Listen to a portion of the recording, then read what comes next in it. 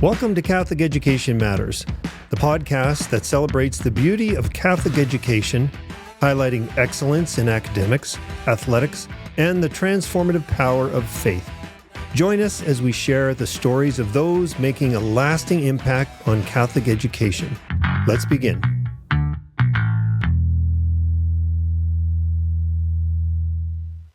Good day, everybody. Thank you for joining us here today for Catholic Education Matters. And today I'm really excited to have another ex-high school teacher of mine. True. Yes, from St. Thomas More, way back in the day, Mr. Darrell Hall. You were my grade 9 social studies teacher, and also that was my homeroom. I hope you weren't too traumatized. Yes, yeah. No, still licking my wounds from all that. No, actually, I think it's fair to say one of my favorite teachers. Your classes were always engaging. They were fun. You made social studies interesting for the most part, I think. And and congratulations on such a robust career at St. Thomas More. Over 40 years, correct? 46 years. 46 years. Wow. That's amazing. And that is so, but now you're also doing some substitute teaching every now and then? I sub at the school. Yep. I'm still director of admissions for the school. Okay. So I'm not completely fully retired. I'm sort of semi-retired. Semi-retired. Yeah. So as director of admissions, what does that mean? What do you do? What is that? It means that all the students and families that are applying to St. Thomas More Collegiate to come to our school, I'm the one that's going to head up the committee. That's going to do the selection. We have like about 11, 12 people that will sit on that committee. But I'll go through every application. I'll meet with parents. Do tours of the school with them, etc. So my job is to basically coordinate it all. I mean, in the end, the final decisions are going to be, made by the admin team, but we have a major committee and we have all kinds of teachers from every department that are going to be looking at the actual admissions. And what I do is I look at every application. And like this year, we had 300 applications for grade 8. Wow. And we've only got like 135 spots. Wow, that's amazing. So it's both a blessing and a curse all at the same time. It's like, it's a good problem to have, but I always feel so bad about saying no to so many good families, so many good kids. You just can't get them. You just can't get them in the school. We'd love to have so many more, but school's only so big. It only can take so many. Yes, you don't want to have class sizes, of 32, 34, et cetera. We want to keep your class sizes like we have reasonable. Around 27. That's what you want for your class sizes. So Well, that's great. That's great. Well, we'll have that same problem in our new campus. You will, because it's a beautiful looking school. I drove by it just again the other day. Did you? It's looking really great. I took that tour with you earlier with the school, but to see that coming up, I mean, it's the old statement, like, was it that Field of Dreams movie? Like, if you build it, they will come. Exactly. I think it's exactly the thing. You guys have built a great school there. I think it's going to attract all kinds of families. Massive growing area. So for sure. And the population's increasing. So the inquiries are still coming in, which is great for this fall for 2025. So finally, the race is on. We've burnt the ships, but we have to be in there this fall because it's not going to fit in our current campus. All the new students won't fit in there. So we have to have it done. You will be ready, because I heard there's a group named Tavern Construction that's involved with that, and you seem to have a hand in that. And whatever you touch is going to turn to gold. Oh, you're too kind. Your group is going to make sure it's done and ready to go. I know it. Yeah. So back to you. Your major teaching background. What is it? Before we get into some of that. Oh, I actually have a double major: history and political science. History and political science. Yeah. Okay. So in what grades did you teach at St. Thomas More? At Thomas More, I've actually taught all the different grades at one point or another. But probably my last 10 years or so, my main focus was grade 10 and 12. Okay. And the subject I was teaching at that point was just all religion classes. Okay. Even though I've taught social studies, history, law, economics, a number of different subjects throughout the time I was there. But for the last while there, I just focused in on teaching the religion program at the school, and I really enjoyed doing the 10s and the 12s. And although I must put a little a little shout out to my very last year that I was teaching, They asked me if I would teach a grade 8 class. And I had never, that's the one grade I had never taught before. I've coached before. I coached football at STM for years at the grade 8 level, but I had never taught an actual grade 8 class. And they just said, hey, look, it would help us out if you would pick up this grade 8 class instead of that grade 10 class that you had. And I said, sure, let's try something new. I said, I'll do it. You know what? And I really enjoyed that grade 8 class. They were so energetic, so much fun. I just loved them. And it was also learning to teach now. I'm so used to teaching at the senior level, especially grade 12s. Yeah. And all of a sudden trying to teach the religion program to the grade 8s, you know, as good as they are and enthusiastic as they are, they still don't have the same intellectual level as the grade 12s would. So like for me, it was more like trying to adjust to the level. Yeah. But I did so pretty quickly. And the kids were great. And I just really enjoyed it. So a shout out to that grade 8 class of mine. You guys were great. That sounds super. Thank you for putting up with me I'm sure you did an incredible job. I had you in grade 9, so you did a great job then. There couldn't have been that much of a huge of a difference between grade and as I said, you weren't too traumatized because you looks like you've turned out okay. So did you find it with the grade 8 class, do you have to be more engaging, entertaining, for lack of a better description? Like, what are sort of the adjustments? Like intellectually, you said there's a difference. I think the biggest thing is the intellectual one. In terms of entertaining, I think you need to be entertaining no matter what grade you're trying to teach. And entertaining in the way of just simply making sure that you're storytelling.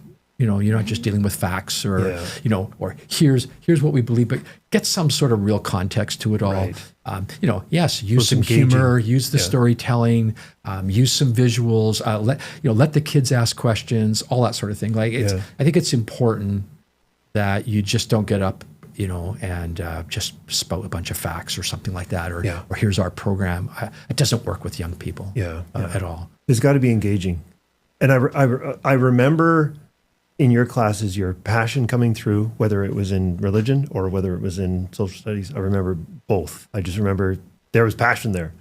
So, and that keeps kids focused. It helps. I'd say if there's one comment that students would say that have been in my classes is that he's really energetic. He's very passionate about what he teaches. Yes. Whether they completely agree with everything I say is a whole different thing, but they'll say, I'll tell you one thing, he's energetic. You know, he's passionate about it. And I'm just going, I think that applies to the vast majority of teachers, because why'd you get in the business? Like, you know, it's to teach kids, right? And you love teaching kids, and so you tend to love your subject matter, but you love the kids too. And it's like a question of just like, hey, I'm here today, I'm going to be teaching you this sort of idea, and like, let's get at it sort of idea. And even when they walk in the classroom, right? Like if you're already there and they're walking in, et cetera, you know, you're saying hello to them. You may be asking like, you know, how did the game go yesterday? Or, you know, what were you up to over the weekend? Or you sort of banter back and forth, and then you get into the class sort of stuff. So it's always fun. You got to be energetic. You got to be passionate. Otherwise, why do it? That's super. That's super. So you also were the principal at St. Thomas More I was the principal of St. Thomas More for 11 years, from 2000 to 2011. I've served in pretty well every role. I was an athletic director. I was a department head. I was involved in the retreat programs at the school. I was a vice principal, and then became principal of the school for 11 years. Wow! So you've served in different functions. You've seen all the different aspects of teaching, of administrating, and continue to do some of the administration as well. So that's awesome. And now you've gone down another road where you've written a book. I have. And so now you have the title of author as well. Even like the book is called How Science, I'll just throw it up there for people, but How Science Has Discovered God. Then the subtitle, Physics, Metaphysics, and Beyond. And we might get into that a little bit today here about it. But that's the book, and it took a lot of time. But you know what it was, is that it was largely, I had done research for my classes over and over, like, you know, kids asking questions, you know, and sometimes I'm going, oh, I'm not too sure about that. Give me just, you know, give me a couple of days. Like, and let me go take a look at something. But over the years, I just built up all this information. And then somebody suggested to me, he said, you should write a book on it. I went, I hadn't thought about that. I said, I think I will. And so this is the product of all of that. So Wow. That's incredible. And I went to, I guess, like a small seminar series that you were doing. I did go to one of them. That's right. And you spoke, you were speaking about it. And it's a fascinating topic. Yeah. You can talk about it for years, literally, in terms of all the different aspects. But and as I told you on the way here, I was talking about I was talking with ChatGPT, and because I thought, I wonder what ChatGPT knows about your book, and it does. And it was giving me the different chapters, kind of giving me an overall synopsis and of your book. So it's out there already. And but why don't you give me a little bit more background on the book and just some overall synopsis? And I'm sure there's going to be a lot of conversation that spills from that. Sure. First of all, I classify myself as a Christian apologist, and it doesn't mean we make apologies, right? But it's the idea of offering a positive defense for our faith.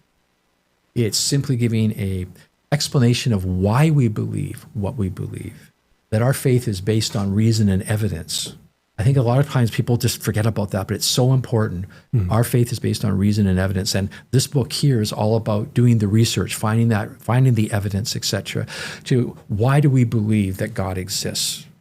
For example, what are the scientific arguments? What are the mathematical ones? What are the philosophical ones? What are the theological ones? The ethical, the historical. My book goes through all of those, and my book also does it from a unique point of view.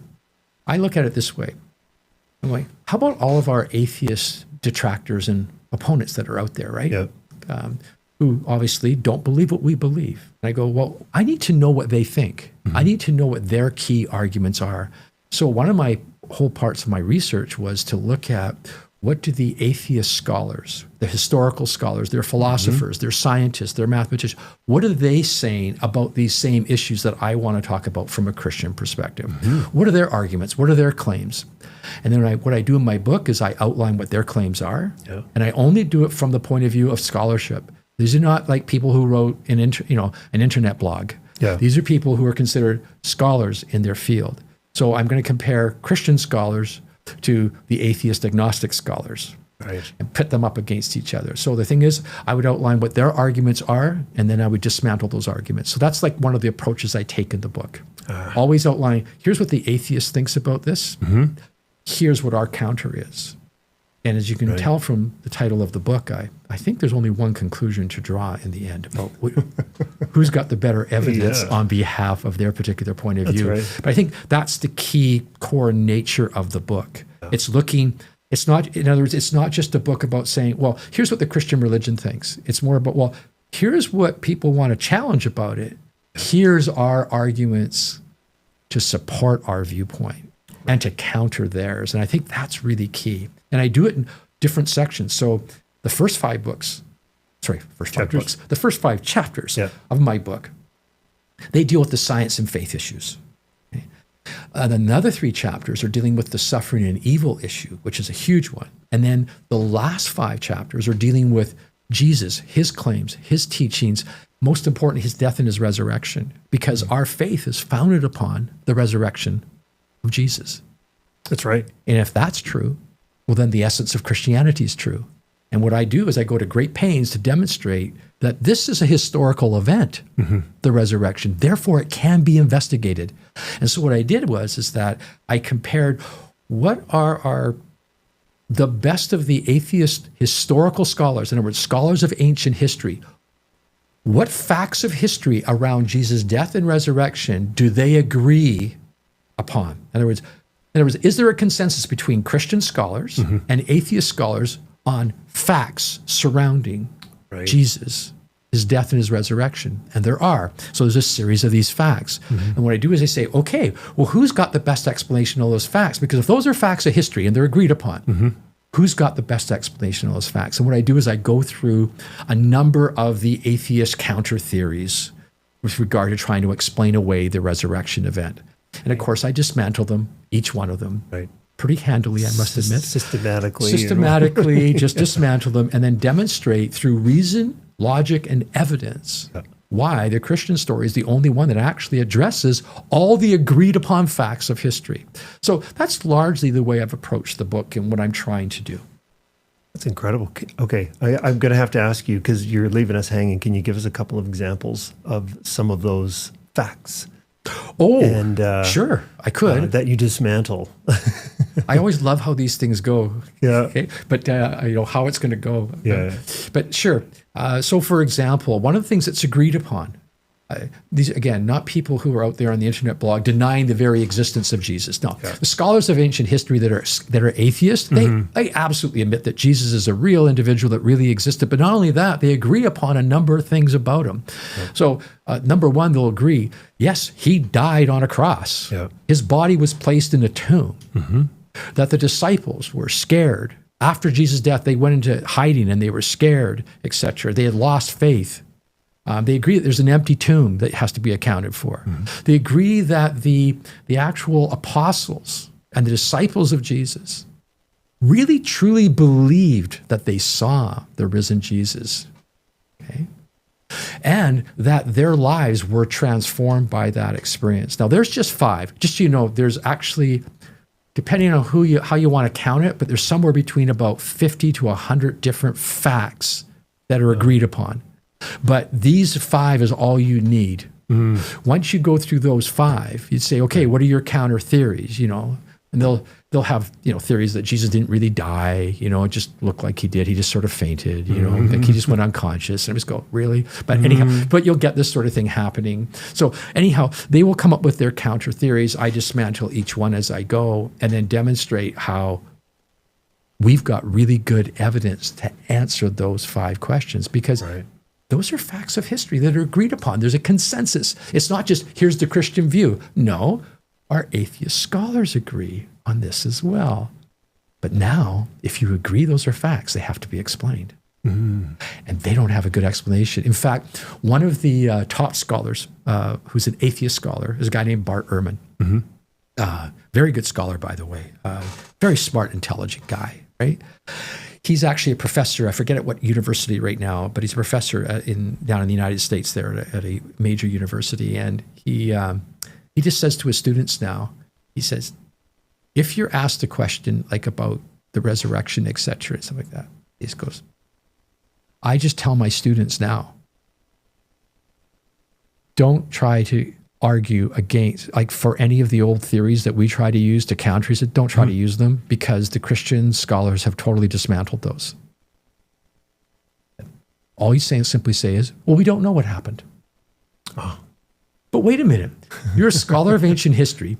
Yeah. You have facts of history you agree upon, and now you're just sort of throwing up your hands and saying, we just don't know what happened. I'm sorry, that's not good enough. No.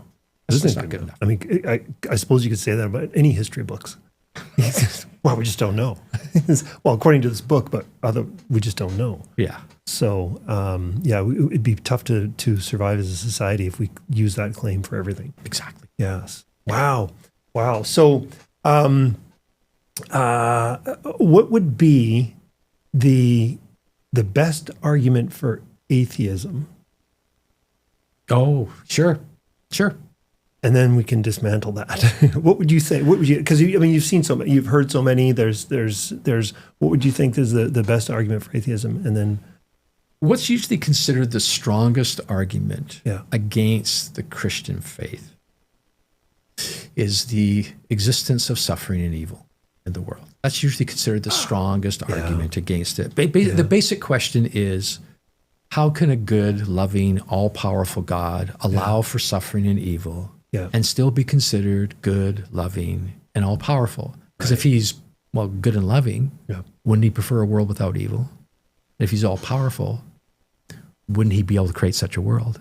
Given the prevalence of suffering and evil in the world, either he's not all good and loving, or he's not all powerful, or a combination of the two. I'm putting it in a nutshell. There's the key question, right? Yeah. But it takes, I take 3 chapters. It takes a long time to go through this. You can't dismantle it within 1 or 2 minutes. You just can't do that sort of thing. But one of the things I would simply point back to is, rather than going, I do a whole approach where I go through a whole philosophical approach to this whole question. Yeah. But actually, I would just like to bring up one aspect of this. Okay. I would simply say to them this: Christianity is the only religion that has a suffering God. Have you ever even thought about that? No other religion proposes that their God became man and then suffered on our behalf. If nothing else, we know that he cares and he loves us. Jesus dying on that cross showed us that he loves us, he cares for us. He actually demonstrated what I call the big three virtues of life. Yeah. Love, courage, and the willingness to suffer. It was the love that Jesus had for us that gave him the courage to be willing to suffer and die on our behalf. Mm-hmm. And that's an example for every one of us. So one of the things I just point back to them is that we as Christians do not avoid this question. Now, do we have answers to every one of the questions that somebody might have? The answer, of course, is no. But do we have a lot of really good, solid answers back to the concerns that people have? The answer is absolutely yes. And it's one of the reasons why I included that chapter in my book. Mm-hmm. Sorry, not chapter, but 3 chapters on it. Mm-hmm. I even go into, like, for example, why natural disasters? Why create a world that has natural disasters in it? Yeah. But you see, if you go back into the science of everything, is that, and the fine-tuning of our universe, for example, it actually couldn't have been created any other way. If you want to have complex creatures like us, you couldn't have created it any other way than what it is. Mm-hmm. And that includes all the natural disasters that presently exist on our planet. But people don't understand that the natural disasters, or what we call natural disasters, are actually natural forces that are absolutely essential to life on the planet. Yeah. I'll just give you one example. Yeah. Okay. Earthquakes. Yeah. Everybody say, because we live in the lower mainland, right? Yeah, and we always talk about the big ones coming, right? Mm-hmm. Well, earthquakes. Why earthquakes? Well, why do we have earthquakes? And what are earthquakes? Well, we've got these floating land masses, right? Our continents are floating land masses. They're floating on a molten mantle. You could say, well, God, why don't you just create a solid rock sort of planet, and don't have this molten mantle? That would stop earthquakes. It's true, because it's the lands, right, hitting each other. Yeah. Right. Well, what did you just do? By getting rid of the molten mantle.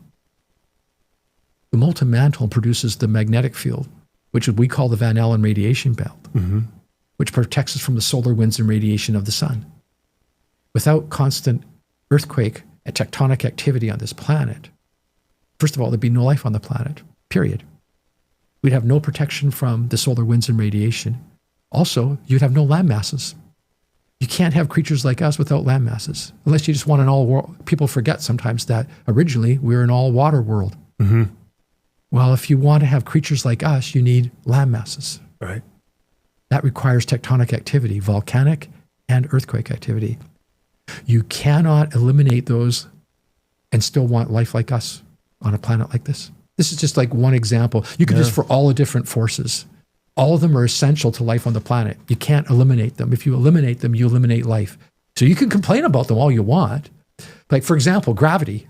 Yeah. Like, you can't have a universe without the law of gravity. It just doesn't, it's just not going to exist. But it made me fall and crack my head open. That's exactly. So but when you're climbing a mountain and you slip, gravity is a force that has to be always the same for life to exist on this planet and to have a universe itself. Yes. But the thing is, it's still dangerous to us. Yeah. It's like water. You need water for life. But we can drown in water. Yeah. Like, there's always going to be a counter. So the reality is that every one of those aspects that we face, it's a danger. Yes, it's a problem. But God thought it's worth the risk to be able to create creatures like us, because we're finite creatures. We're mortal creatures. We need a what? We're physical creatures. We need a physical environment in which to live. But as soon as you need it to be fixed physical laws, right? Yeah. It has to be fixed physical laws, because otherwise there would be no science. That's what we mean by the fixed physical laws. That's science. Yeah. What we call science. But it's because of those fixed physical laws, we can engineer things. All these things that we're looking at here, we can engineer them because we understand the laws of science. That's what makes for a universe, and it makes for life. You can't get rid of gravity, but gravity's a danger to us. But gravity's absolutely essential for the universe and for life. You can't get rid of it. But people say, but I don't. I'm sorry. That's just the way things had to be. And just so you know, everything is so fine-tuned. You cannot change any one of those aspects, those constants of the universe. Gravity is just one constant. Did you want me to get into that? Yeah. Okay. Yeah, so absolutely. So one of the most compelling pieces of evidence for the existence of God is the fine-tuning of the universe. Okay, this is something really important. Let me just give you an example. That was part of my debate with ChatGPT. By the way. Fred Hoyle. Yeah. He was a former atheist. He's no longer with us, but he was a former atheist, because he originally was an atheist, but he changed. He's an atheist scientist and mathematician. And Fred Hoyle simply said this. He said, "Nothing has shaken my atheism more than the discovery of the fine-tuning of the universe." It's one of the key things. It wasn't the only one. He said, but it's the key thing. He said, nothing shook my atheism more than the discovery of the fine-tuning of our universe. Just like he said, that's the one that blew me away. He said, of all of them, he's found that the most compelling. Now, why does he find it? What's he talking about, the fine-tuning? Well, our universe is governed by all these different constants, okay? Like the gravity, electromagnetic force, the strong and weak nuclear force, the Planck length, the speed of light. All of these are what we call constants of the universe. If you changed any one of them by even the smallest percentage, you'd have either no universe or you have no life on this planet. That's the fine-tuning problem that's faced, right? And just give you an example of it. To get one of those constants, like the constant of having the right ratio of electrons to protons. If you don't have that, you don't have a universe again. So to get that one ratio right, what would it take to get that one ratio by chance and chance alone? Let me just pause here for a second. Why am I bringing in chance? Because the atheist argues that our universe came about by chance. Okay, so it just through a chance combination, it happened. All right, so chance is your concept that you want to go with. All right, let's just take a look at this one constant. Just, there's at least 28 different constants, and they're growing because as we discover them as we go, right? And there's over 50 other different parameters. So there's lots of different constants and parameters that have to be fine-tuned. All right, the one for electrons to protons, it's 1 chance in 10 to the 37th power. Now, it's a number that you can't get your head around, okay? Let me put it in perspective for you. Take the North American continent, fill it up with dimes. Have those dimes go to the moon. That's approximately 384,000 kilometers away from here. Okay? Make 1 billion such continents with dimes going to the moon, 1 billion of them. Paint one dime red. If you can pick that red dime on the very first try when you're digitally blindfolded here, that's 1 in 10 to the 37th power to get that one. Just that one constant by chance and chance alone. But it gets worse. To get the constant of gravity, it's 1 in 10 to the 55th power. To get the constant of the expansion rate of the universe is 1 in 10 to the 120th power. Now, let me put that in perspective. In mathematics, what's considered virtual zero probability? Anything that's 1 in 10 to the 50th power and beyond. I just given you 2 constants that are beyond virtual zero probability for them occurring. Oh, but it gets worse. The fine-tuning problem just gets worse than this because that's to get any one of them individually on their own by chance. But wait a minute, that's not a universe. They have to all be working together. They have to be not just so it can function, it's got to function in relationship to all the other constants to make a working universe. Now, what's the likelihood of getting that by chance and chance alone, to get all of them as a working universe? Well, a physicist, Michael Turner from the University of Chicago, he had his own way of putting this. He said simply this. He said, it'd be like throwing an imaginary dart from one end of the universe to the other and hitting a bullseye 1 millimeter in diameter. Now, the diameter of the known observable universe is 93 billion light years. A light year, it boggles the mind. A light year is just under 10 trillion kilometers. It's 93 billion. That's the diameter of light years. So when he says throwing an imaginary dart from one end of the universe to the other and hitting a bullseye 1 millimeter in diameter, that's the likelihood of getting all of the constants fine-tuned, but I'll put it back into scientific notation for you again, since I used that before.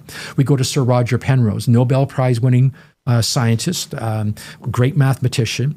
It's called the Penrose number. You can look this up on the internet. Just put Penrose number in, poof, out it'll come. And nobody's challenged it. So it's really great. What is it? He said to get all of the constants by chance and chance alone. 1 in 10 to the 10 to the 123rd power. Now, it's so unimaginable. You can't imagine that sort of number. So for all intents and purposes, what's the chance of getting this universe by chance and chance alone? Zero. So chance doesn't work. Yeah. And the only other thing the atheists, they say, well, it could be a product of necessity. Oh, wait a minute. Necessity simply means this, that the parameters of our universe, the constants of our universe had to absolutely be that way. Yeah. I'm now speaking as an atheist, okay? Not from a Christian perspective, but as an atheist perspective. They have to be that way. There's no other way they could have been. Is that true? In other words, is there something in the intrinsic to the nature of what makes our universe? Did it have to actually have the exact constants and parameters that it does?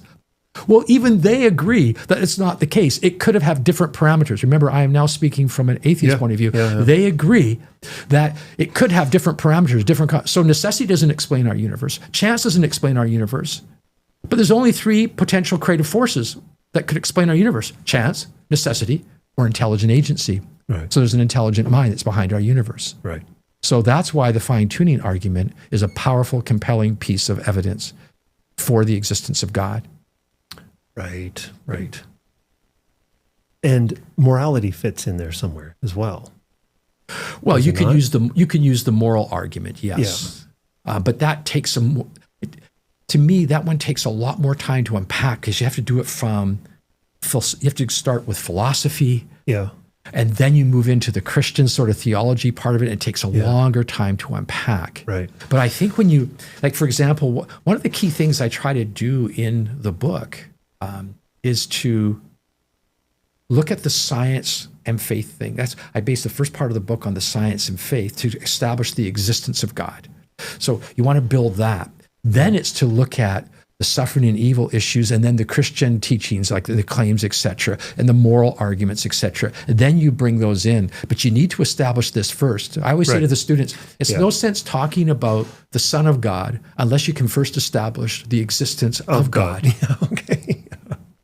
And so my book does the same thing. I start with, let's look at all the arguments for the existence of God. Right. Then let's break it down and look at the Christian story and the Christian message, etc.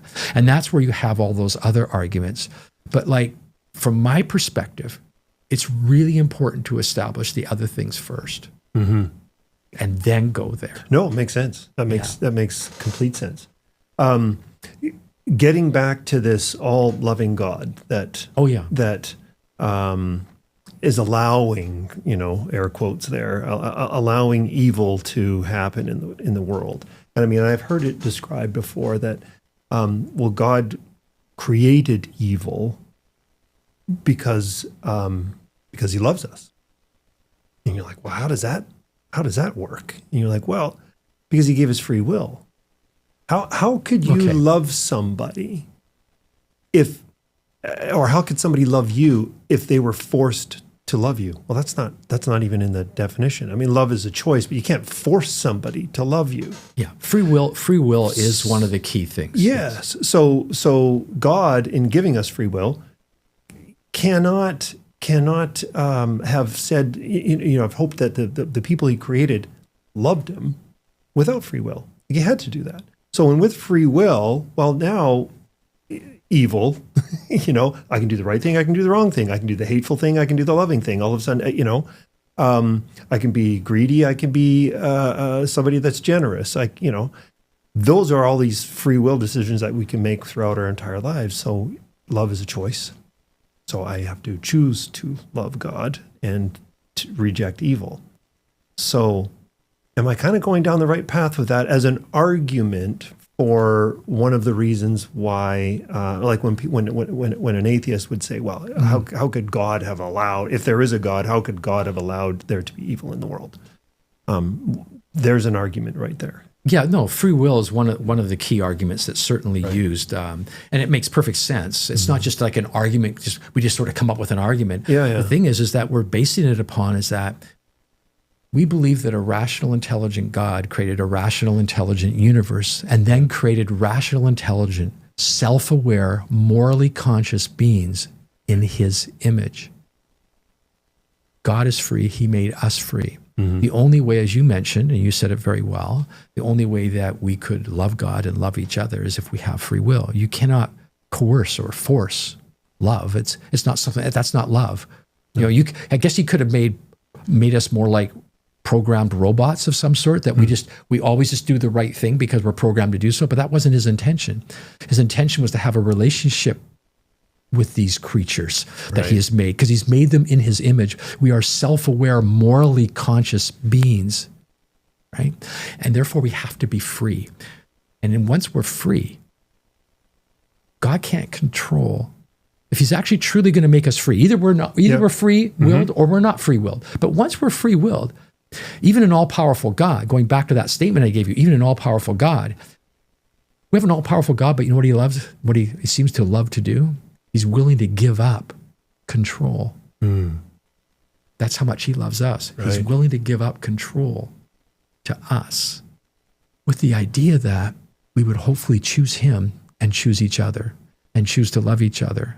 And so many of us do on so many days. Right. None of us do this perfectly, but when you see the beauty in our world, what I mean by the beauty of people at their best, we could be so noble. We can be so beautiful, so loving, so merciful, so forgiving. We can be that way, so courageous. And yet we could be the exact opposite. Exactly. But whenever we do that, I think God, I mean, if I can, I don't mean he's got a face like we might think or whatever, but I think he's smiling. He's going, you got it. That's exactly what I created you for. Right. And I think just like a parent, when you see your kid, for example, do something great and wonderful and all the rest of it, I mean, don't you take great pride in that? Of course you do. Mm-hmm. Take great pride in your kid. Go, yeah. And I think God's doing exactly the same thing. That's exactly why I created you. This is what I created you for. When I look at I think too often there's a tendency for humans to always focus on the negative, like all the bad things, right? Yeah. Instead of I look at all the great things, the beauty that's out there that we get to experience. Like we can learn, just the fact that we can learn about our universe, about ourselves. We can create things, like engineer things. But we can paint, we can create music. Like when you listen to a person who's got a beautiful voice, I mean, just Beethoven's Ninth Symphony, how could you, Handel's Messiah, how can you listen to that and not be emotionally impacted by it? And God wanted us to be emotionally impacted that way. And the only way we could be emotionally impacted, and the only way we could create all the things that we could create and do, is because we're free will creatures that have some of the mind of God. So yes, I think that is one of the arguments that one would use, is the whole free will defense. Absolutely. None of those things that you mentioned, all those beautiful things, none of them would be beautiful if the opposite didn't exist, because you wouldn't know that it's beautiful. I get your point. Yes. You don't. So same thing with free will. It's the same thing with love being a choice. Like God doesn't condemn people to hell. People choose to go to hell. Like it's a choice ultimately. Greed. On all loving God, it's like, well, I'm not going to send you to hell. You're choosing to go there by the decisions that you're making throughout your life. Correct. But the beauty in something that you create, the opposite might be you seeing something getting destroyed, or your kid doing an incredible thing that you said you take pride in. You're proud. Isn't this beautiful? It's absolutely opposite. It's awesome. But then there's also the opposite that you can compare it to. That you can go, wow, my kid could have gone down this road of destruction in their lives. Because we've all seen that with families that go through different challenges with their kids. And here is the opposite. So you can celebrate those things because you know what the opposite is. And it's the same thing with love. Yeah, there is the only way you can love is knowing the opposite being hate. Being something that's, or in God's way, it's sin. Sin is something that separates you from God, right? So without that, how can you know what love is? You can if you don't have sin, if you haven't got the negative, you haven't got the awful things, then there's no decision to be made. Yeah. Well, again, as you mentioned, like as soon as I'm dumbing it down to my level here. You're saying it well and correctly. But the free will thing is, as you said, is that I think the key thing, though, that I might just want to add to this, to nuance it, is that you have to know the good first. You have to know what's good to know what's evil. Wouldn't they be at the same time? No? Okay. No, I don't think so. For example, does evil actually really exist? Okay. Well, you're asking me. It's a rhetorical question. All right. I'm saying if you asked anybody, we'd all say, well, of course it exists. Yeah. But wait a minute. Evil does evil really exist? Let me ask you this. Does cold exist? Yes. Actually, it doesn't. Cold's a word we use to describe the absence of heat. Okay. Heat's the real thing. Yeah. Heat's the real thing. Cold doesn't exist. Right. It's a word we use to describe the absence of heat. Okay. Heat you can measure. Cold you cannot. Right? Does darkness exist? And most people say, well, of course it does. We go, actually, it doesn't. It's a word we use to describe the absence of light. Right. Does evil exist? Evil is a word. Not really. It's not, going back to your original thing, did God create evil? No, because evil's not a thing in and of itself. It doesn't exist. Evil could be described as the absence of, better maybe, the corruption of that which is good. So you have to know what's good first. Where does good come from? Well, it comes from an all good, loving God. And what he basically told us was, if you follow my moral framework, and what's his moral framework? Well, we know what his moral framework is. Jesus outlined it for us. He was asked, what's the greatest commandment? Jesus was asked, what's the greatest commandment? And his response was, well, love God with all your heart, all your mind, all your soul, all your might, and love your neighbor as yourself. But you know what Jesus then said? He said, all of the prophets, all of the teaching, all of the law can be summarized in those two things. Love God, love people. And what God warned us about was, he said, if you don't love the way that I've asked you to, you will create all kinds of pain and suffering and evil in this world. But that's on us. You could say God's responsible for granting us free will, but we're responsible for the actual actions, not God. Right. So, 100%. So in that sense, first of all, did God create evil? The answer is no. He didn't create evil. He created that which is good. We've corrupted it. Evil is the absence or the corruption of the good. Okay. Evil is a word like cold or darkness. It doesn't really exist. So you have to have the good first.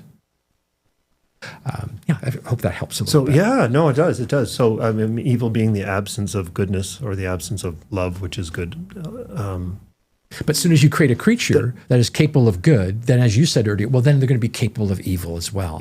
Because there's the free will. Right, that goes with it. So it all intertwines, it all goes together, but it makes sense. If see, this is not a distant God we're talking about. We're not talking about a God that sort of creates a universe and goes, oh, whatever happens, happens. What do I care? That's why I brought in earlier about, to me, one of the most important aspects of the Christian faith is that we have a suffering God, a God that enters our history, a God that shows that he cares, that he loves. That's the key answer. If you want the final answer to me, to evil and suffering, it's Jesus on the cross. From a Christian point of view, that's our final answer. It's right there. And it tells us that God does love, he does care. To me, there's no better answer than the cross itself. Yeah. That's the answer. It's a complex answer to those that don't. Oh, there's more that goes with it, believe me. Or that don't understand, or don't believe, that don't know the story. I mean, because you can say that. That's basically the title. That's true. But I do develop this line of argument in my book. Of course. Right? And again, the whole idea of the book is to take an issue like that and not just leave it as one little fact or one little program, but rather to expand it out and really look at the nuanced arguments on its behalf. And one line of argument leads to a next line of argument, leads to a next line of argument, and then it's, to me, for Christianity, it's not any one thing. It's the cumulative case of evidence for it that is so strong. And that's another thing I try to get across in the book. It's not just any one thing. It's the cumulative case, how it explains our universe and ourselves. It makes perfect sense if you follow the whole story. But you're right. You have to know the story to begin with. And that's not something you can do in a short sort of time frame that we're doing. But that's why... that's why there's great Christian scholars. And I've always tried to encourage my students and anybody I talk to about this. I said, go to the Christian scholars, read what they have to say, because there's all kinds of great work. Watch their debates, watch their lectures. Order some of their courses that they've done. Like, if you really want to understand your faith, go to the scholarship. It's out there and it's strong, and they've done a great job. A lot of the questions and the doubts that you have, they've already answered those. Right. And the only reason why you still have some of those doubts, etc., is because you haven't actually investigated the faith. Look how much time that we spend, I don't know, like on social media, texting, all kinds of hours of time. And I'm not saying it's all nonsense. I mean, it's all good stuff too. Mostly nonsense. But there's certainly but you know how often do you get lost in it, right? Yes. And all of a sudden you look up and go, oh my, it's 2 hours later. Exactly. Right. And you've been scrolling like Can't crazy. get that time back. Yeah. And what I'm trying to say is you could have spent 2 hours something positive. reading about a Christian scholar on a key issue that you've got a doubt about instead. Yeah, exactly. So sometimes people say, well, I've got doubts about it. I go, yeah, what time have you spent trying to learn that? Do you actually read your scriptures? Do you read the Bible on a regular basis? Yeah. Like even on a daily basis, you even just read a little bit maybe. Or at least every week, do you at least read some of the Bible, for example? Do you at least listen to podcasts, for example, like this podcast or other podcasts that are talking about key issues of the faith that will help you with your faith. Exactly. And it seems to me that people need to do that more than what they're doing. Yeah. And a lot of times people are having those questions, but they're not actually seeking really the answers. No, it becomes convenient. Whether it's laziness or whether it's just, like I said, it's convenient. It's, some people are atheists out of convenience. It's like, I just, I don't want to follow the rules, so we'll just. I hate, because our Bible is a great instruction manual on how to live your life, and there's a lot in it. I'm in the middle of the Bible in the year right now too, so I'm going through it. There's a lot of stuff but anybody just picking it up, you can't just read it and go, oh yeah, I get it. This all makes sense now. Like, whoa, there is endless stories and things in there that need to be explained. Hence doing something like the Bible in a year where you got an explanation afterwards. And how does this, with Father Mike Schmitz saying, this is how this applies to your life today, after every reading, which is fantastic. And that's what we need. And that in these, we have the world of information right there at your fingertips right now. Like, it's incredible. It can be a tool for good and it can be a tool for bad, evil, whatever you want to call it. It can be mind-numbing nothingness that you just go through. Oh, another cat video, or whatever. So I know I do encourage those too that have questions. It's like, well, what questions are you typing in this thing? Yeah. Like, is it just entertainment, or trying to numb your mind from today's activities, or are you actually trying to seek out real good and positive information? And the importance of going to the scholars on it is that you cannot really understand the scriptures well. Like we can we can just read them on their own as they stand, and we will understand a certain amount of it, and we will get good stuff from it. Don't get me wrong; it's all good. Better to understand even half the story than you've understood, nothing of the story. Yeah, absolutely for sure. But we forget even something as simple as this. Wait a minute, the Bible. All those books of the Bible, they come not from Western society, not from our Western linear thinking mind. Yeah. They come from over 2,000 years ago, a bunch of these books. Written by Hebrews, by Jews. You have to understand their culture, their use of metaphor, their use of symbols, etc., how they use numbers, all this type of thing, because when we read it, we quite often will not actually pick up on the full aspect of the story, because or most often, I think, quite and often. What the scholars do, who understand, like they read in the original. I think a lot of people don't realize that all the New Testament is written in Greek. Yeah. Okay. So they go back into the original Greek. They go back into the original Hebrew because they actually understand the languages, etc. Yeah. And so they can give us way better translations of exactly what's happening. Sometimes when you read certain things and you translate into English, it's not like you can still understand a certain amount, but you don't have the context of the Jewish background. We forget that Jesus, he was Jewish. Yeah. I think we often forget he was Jewish. All those apostles were Jewish. St. Paul was Jewish. St. Stephen, St. James, they were all Jewish. So you have to have the Jewish mindset. So you have to be able to go back in time and look at their culture, look at their symbol. How did they use that? One of the key things that a Jewish rabbi would do is speak in parables. What does Jesus do? He speaks in parables. But Jews understood parables differently than we understand them. So we just sort of read it as a story, but there's always more to it. So my point is that there's always more to things, and that's why you need the help of the scholars to help you out with it. So you can really understand the richness and the depth of not just scripture, but of our faith in general. Yeah. Yeah. I was talking with my mom the other day, and she was saying how when she was growing up, this was in Alberta at the time, in the Catholic Church, they were encouraging Catholics to not read the Bible. I was like, what? Oh. And the reason being was because the Bible, if you just read it and you don't know enough about it, basically don't read it on your own and don't get guidance to go along with it. Hence, we have the Catechism for a reason, which explains more about our faith and where it comes from, rather than just trying to figure it out from the Bible. There's a lot to decipher in the Bible, and going through the Old Testament, there's a lot of names and families and things, and you're just like scratching your head going, how do I apply this to what we're doing now? So I didn't get that, but I get it. It's not right. Of course we're supposed to read the Bible, but it was like one of those things. It's like, why would somebody say that? And I think the only reason why they would say that is like because it's a complex book. Don't do it without explanation. Like, don't just read it to yourself and try and figure it out on your own. You need and hence in Mass we have readings from the Bible every Sunday, and then they're also explained in the homily. Father will get up and talk and speak about what was read.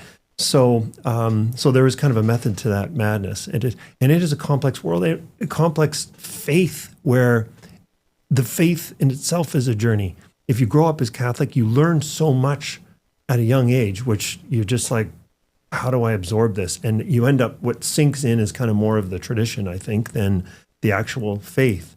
And then you hope that you'll continue to explore it as you get older. Quite often, after high school, that's when we lose our young people to this vast world of temptation. And then we hope to be able to reel them back. And if you don't have that proper instruction, if you don't have that proper, I'll ask you this. Would you say that your book could be a good introduction for, let's say, an atheist or something like that to read this, to find out a little bit more about faith? Could it be a gateway to them questioning more and learning more about Christianity? Yes, I think if they're open to reading a book like this, whether it's mine or by another scholar that's out there, I think yes. If obviously that's what it's designed. This book is designed for believers, for sure. Yeah. But anybody who's got doubts, or even a lot of believers have some doubts about various things, this book will help them, I think, with at least a number of those questions. You can't deal with every question in one book, but I deal with a number of the different questions. But somebody who is an atheist or an agnostic, absolutely, that if they read this, it's like Fred Hoyle, I used the example. He said, well, nothing challenges atheism more than the fine-tuning argument. Well, I've got the fine-tuning argument really well developed, I think, here in the book. So yes, it would challenge them. And if nothing else, it would give them an understanding of what we think, and then it's up to them to counter. Right. So I've countered their arguments in there, and it's up to them now to counter my counter, right? To be able to come back. So yes, I think if they were open to be reading it, I think it would be very informative for them. I think it'd be a great help to them. And it could lead to a nice dialogue between people of faith and people who don't have faith. Yeah. It could lead to some good dialogue, right? Yeah. Because there are, these are our atheist and agnostic friends. They're our colleagues, right? I've got close friends, even some family members that are atheists or claim to be atheists, although their moral background comes from Judeo-Christian values. Most people who claim to be atheists are actually more agnostic. The atheist is somebody who will make an absolute declaration. There is no God. There is no afterlife. There is nothing else other than the physical world. Yeah. And it's like a complete declaration. An agnostic is somebody who's simply going to say, well, I really don't know. I don't know. But an agnostic is really close to an atheist. In other words, they're way further away from a theist perspective, right? Mm-hmm. So you get the agnostic, but they're willing a little bit more open, where they're saying, well, I really don't really know, but you know what? Most of that religion sort of stuff seems like a little bit nonsense to me. So that's a typical agnostic. It's like they don't know really what to believe or what to think about it, or it's completely, they say it's really irrelevant anyhow. I just live my life. But they're not like an absolute declared, like they've thought it all through and they're declared atheists, right? Right. But then there's a new group, not new group, but there's a group of people that a lot of people aren't aware of. They're called deists. Mm-hmm. Interesting. Yeah. Now, a deist is somebody who's closer to a theist. what they believe is that they've given up on atheism and agnosticism. That would be like Fred Hoyle, a guy I just used the example. He moved into deism, right? And what does a deist say? They say there's an intelligent mind that's behind everything. I just don't know who or what that intelligent mind is. And then there's the theist who will say, no, God's behind it all. We know who the when I say we know as much about God as what he's revealed to us about himself. That's all we can know is what he's revealed, because he's way beyond us. So we can only know what he reveals about himself. And that's what's revealed through scripture for us. Right. And through our own personal encounter with God. Right. I'm going to change gears. Sure. We were talking before we started the podcast, we were talking a little bit about AI. Where's that coming from? I know. I'm talking about changing gears. That's not my field. No, it's not your field. However, you've said you've been dabbling in it because a couple of your past students or something like that have, I don't know, asked questions or encouraged you or whatever. AI. I went to a presentation on AI. As investment opportunities in terms of as it is the next big thing that's going to change the world and how we function today. Kind of like the iPhone did and smartphones did. The whole invention of the internet did, the free flowing of information and speedy information. And now they're talking about as AI being the next game changer for that. And I just having dabbled in AI, just whatever, using ChatGPT, asking questions, having conversations with it, legitimate conversations or debates with it. I hope you didn't lose the argument. No, I try not to. Actually, I try and see how I can tie it into knots to see, or to see which way it's leaning, if it's kind of a left or right leaning thing. It tries to be neutral, but I don't think it is. But anyway, what are your thoughts in terms of the direction we're heading with AI, in terms of, like I said, you're exploring it now? I'm just beginning to explore it right now. So I don't have a lot to say on that particular, because I always try to be careful about issues that I speak on, that I've got a good background in them before you start pontificating about something or other, just to be on the safe side, that I don't want to give anybody a false idea, or that, I haven't looked at all the scholarship yet on artificial intelligence, etc. I'm just beginning. So having said that, I think what we now face, though, is that we're inventing something which itself is becoming an inventor. Yeah. That is really interesting in and of itself. Yep. Artificial intelligence, how far can it go? Does it really think? Or is it just mimic thinking? And I think this is right now part of the debate right now. Yeah. Can artificial intelligence is it really thinking? When I say thinking now, thinking like a human would think? Or is it just mimicking this? I asked ChatGPT, could you, as ChatGPT, ever become a Christian? Oh, nice one. And it said, no, that's not possible, because it requires thinking in a human way. And it started to outline all these different reasons as to why it can't. I asked it, are you actually thinking? And it says, no, I'm mimicking thinking. I can simulate it all, but I'm not actually thinking. But how about if one day, I don't know, if one day it can actually get to the point where it's thinking like a human. I don't know if we can get there or not. I'm not here to, I haven't done enough on it, and I'm certainly no expert in it in any way. I don't have any real background in AI in that regard. I'm saying, but these are fundamental questions that are important. But I think other fundamental questions are this, are we going to become less human by relying upon AI? Are we going to get AI to do more and more for us? 100%. So much so, like, are people going to get lost so much in a virtual reality that they no longer have the same human contact that they once had? I just think I see dangers here. Huge. Look, we're not going to stop this. The genie's out of the bottle, and therefore let's try to make sure that we can use this for the benefit of humanity. Absolutely, it has so much to offer. Especially in the way of medicine and stuff like that. It can really help us. There's no doubt. But I think we have to be careful at the same time. I just hope that they put in good regulations and controls on this, because it's the ethical questions that concern me about where AI is going, or where it could go. And we know there's nefarious, actors out there that will use it in really bad ways. So we could, hey, it's like anything we produce, right? That we create. You can use it for good or you can use it for evil and for bad sort of stuff. And so there's always going to be the dangers. I just hope that we don't lose our humanity too much and become less human. Like I'm looking at these people now that are actually examples of people that are having literally a romantic relationship with an AI avatar. Yeah. And I'm going, there's something wrong with this. Oh, yeah. You're becoming totally isolated as a human being, so much so that you can't have an actual romantic relationship with a real human being. Yep. And you think you're going to get something more out of artificial intelligence? And I'm going, wow, that's concerning. This is what I mean. Like, there's a lot of areas of concern that exist with this. That's huge. Yeah. Well, no, once you start taking the human element out, I mean, they show examples of AI, serving you coffee in the in a restaurant. Mimicking a human coming in and actually serving you coffee. And it's like, wait a minute, what happened to the young kid that was going to be serving me coffee? That's making his way through life and learning how to communicate and how to actually, rather than mimicking a communication, actually having a real communication with a real human being. It's like these driverless cars, driverless Ubers that are coming.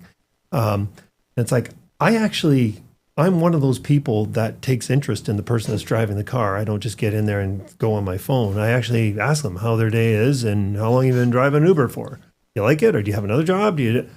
I communicate. There's a human interaction that's going on there. In fact, we go to a coffee shop probably more for the human interaction, I should say, than the coffee. You I really agree. do. It's like, why am I have coffee at home. Why am I going here for coffee and actually paying for it? And it's like, well, I'm sitting there, I'm coming in contact with other people.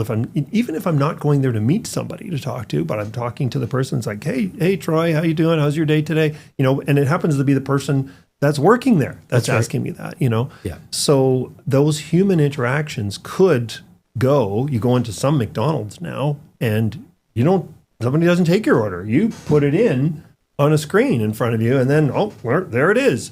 Now I've just taken that human interaction away from the person that I'm actually ordering from. But there's another problem that you just raised too. Who's accountable? Well, so for example, if you have autonomous cars, how about if it's in an accident, who's responsible? Yeah, exactly. Is it the company? Is the CEO of the company responsible? Oh, probably. I'm sure they've got that figured out. Who's going to be responsible?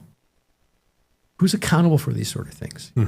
There'll be courts that are all based on cameras. There's cameras everywhere that are coming around.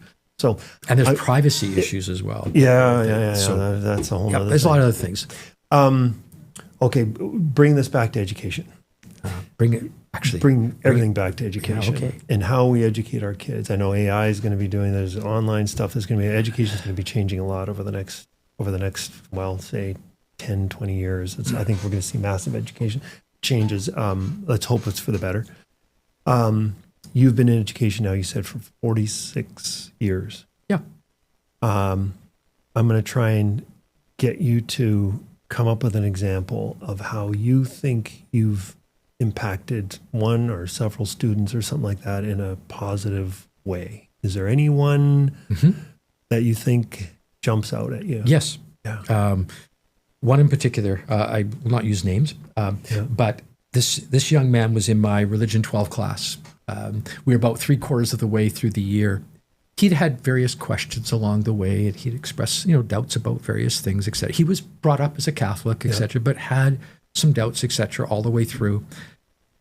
And as you realize, and that's the nature of your question, as a teacher, you want to have an impact, right? That's your goal, is to have an impact, a positive impact. Right? So 3/4 of the way through the course, he came up to me after class, and he said, "Mr. Hall, you've made me a believer again." Now, for me, I couldn't ask for anything more coming from a student that made me feel so good about what I was doing, that I made that impact with him so much throughout that course that he could actually not only think that, but he actually took the time to come up and tell me that. Yeah. And if I could give one recommendation to every student out there that may ever see this, etc., You know, whether it's your parents, whether it's your coaches, whether it's your teachers, etc. Let them know that the impact that you're having. Tell them that you love them. Tell them about what you know like about them or whatever, or like what they're doing or that particular topic, because it really makes a difference. Yeah. Like at a teacher's day, hearing from a student that class was impactful, there's nothing greater than that. So that's one that just immediately, as soon as you mentioned this, that was immediately popped into my mind, because as a religion teacher, what more could I ever wish for? Yeah. Then a student says, "You've made me a believer again." And I'm going, wow, that's impactful. But it's not just like within a classroom situation. Although, just, you know, like, for example, I just gave a TED Talk on transforming pain into purpose, the What Now approach, for example. A number of the students, especially the senior students at our school, have watched it. Not all of them, but a number of them have watched it, etc. I had some students come up to me. Like one of them, he just said, "Mr. Hall," he said, "Your talk made such a difference to me." He said, "I've been going through I said, I can't explain to you and tell you all the things that have been going on in my life right now, but your talk has made all the difference for me. It's made such a positive difference. I was in such despair." He said, "This has given me some hope." Oh my gosh. Like, to hear that coming from a student. I had an alumnus from the school who watched it, who had just lost a couple of people within a short period of time, very dear to him. And he was just explaining how important this talk was for him. And so when you do presentations, whether it's in a classroom or outside of a classroom, it's always the impact. I remember I gave a talk down in the Los Angeles Catholic Educators Congress down there, and I gave a talk on suffering and evil. And it was like an hour and 20-minute talk. And I was going through the whole thing about it all. I had people coming up at the end of that talk, hugging me. Like, I didn't expect this. They come up, I thought they were going to just maybe say something and come up and give me a hug. And I'm going, okay. Like, but they give you a hug, and then they're whispering in your ear how important this was for them. I'm just going, it reminds you about